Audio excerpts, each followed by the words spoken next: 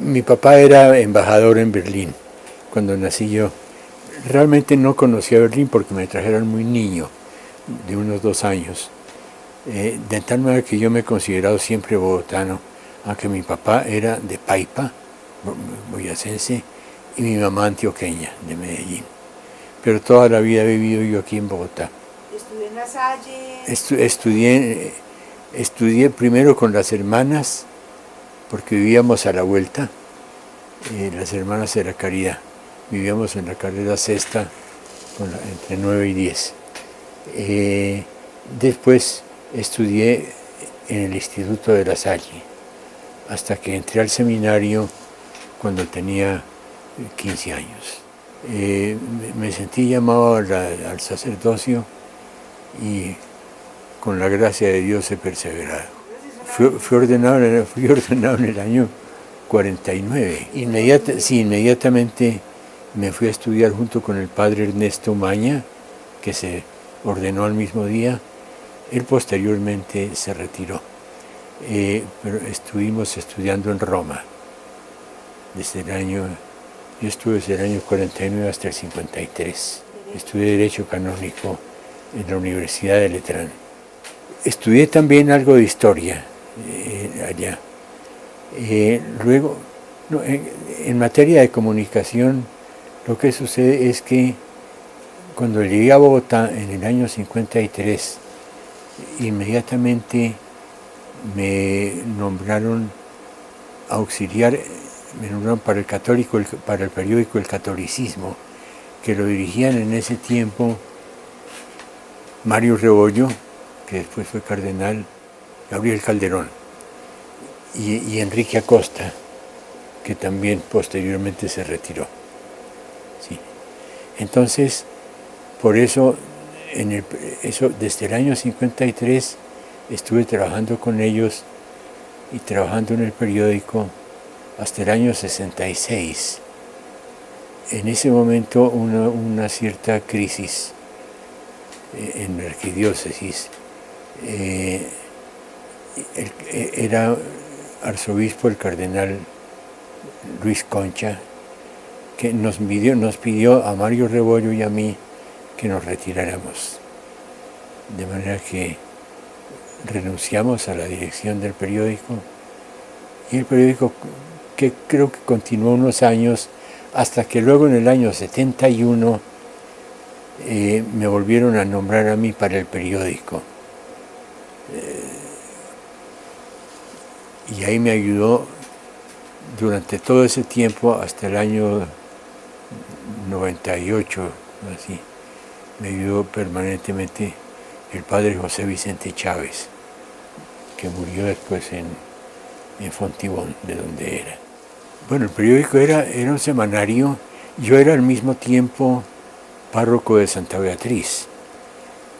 El periódico era un semanario, entonces yo tenía que combinar el trabajo de parroquia con el trabajo del periódico, cosa que la pude hacerla con un cierto esfuerzo y pues dedicando mucho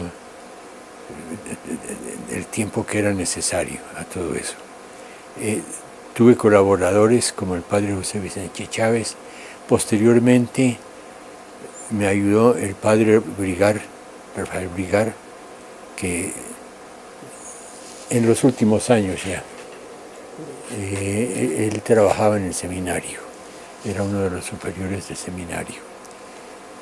De manera que allá trabajé con él en el periódico hasta que hacia el año 98 o cosa así, el arzobispo, que era el cardenal Rubiano, prefirió suprimir el periódico. Creo que en buena parte por razón de costos, creo que le parecía bastante oneroso. Bien, de tal manera que hasta esa época, casi hasta contemporáneamente con mi retiro de la parroquia, fue mi retiro del periódico. El primer cargo que yo tuve al llegar a Bogotá fue un cargo en el Tribunal Eclesiástico. Yo acababa de estudiar Derecho Canónico, y al mismo tiempo fui capellán del asilo de Locas, que era en la calle Quinta con la carrera 12. Eso hoy día está totalmente reformado. Posteriormente fui nombrado párroco después de estar en el asilo de Locas. En el año 58 fui nombrado párroco de Santa Elena. Eso coincidió con que hacia el año 57, por lo que recuerdo, bueno, en esa época estaba gobernando la Junta Militar, después del general Rojas Pinilla. La situación del sur era una situación muy penosa. La gente estaba sin trabajo, con hambre, con dificultades. Entonces, los párrocos del sur se reunieron, eran párrocos de Nuestra Señora de la Paz, Monseñor,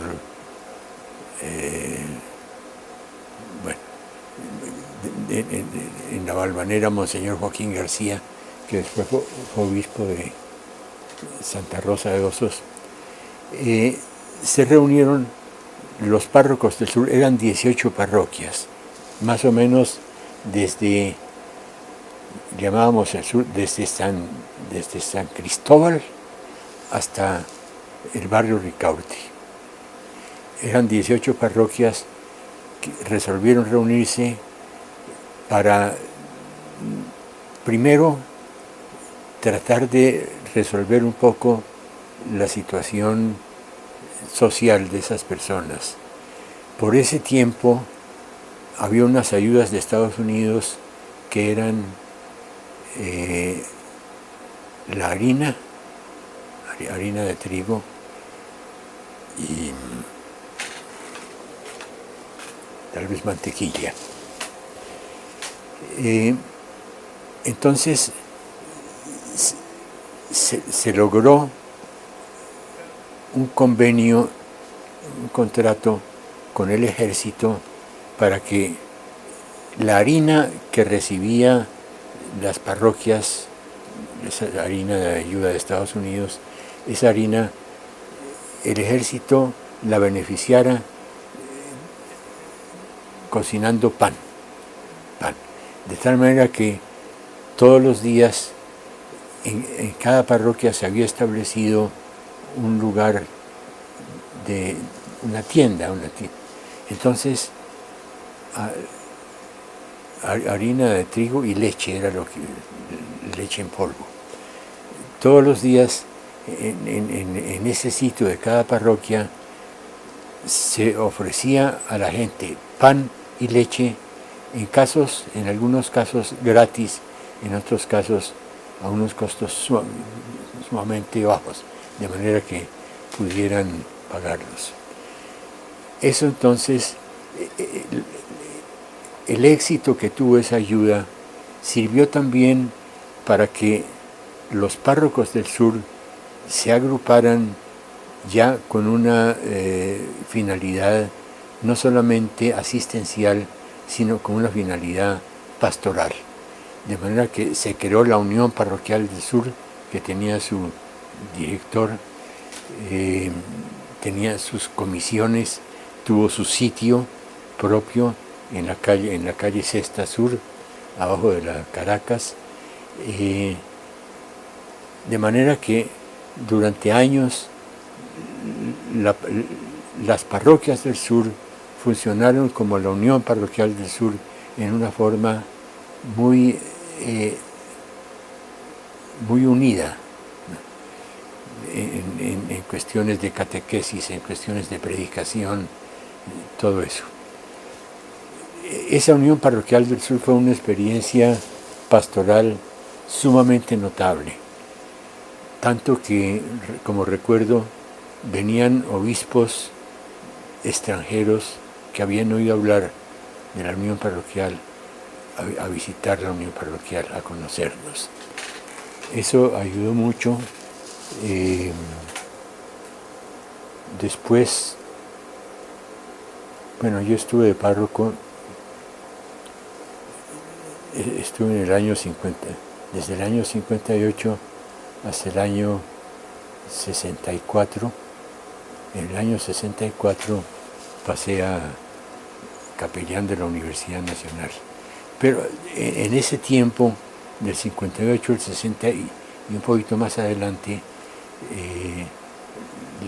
las parroquias del sur funcionaron unidamente en la unión parroquial. Eso fue una gran experiencia. Sí. Es como icónico en la arquidiócesis, ¿no? Sí, eso fue... eso me imagino que después dio lugar a que los superiores del arzobispo entendiera que era posible seccionar la arquidiócesis, como lo ha hecho después. Por eso la arquidiócesis está dividida en vicarías, ¿no?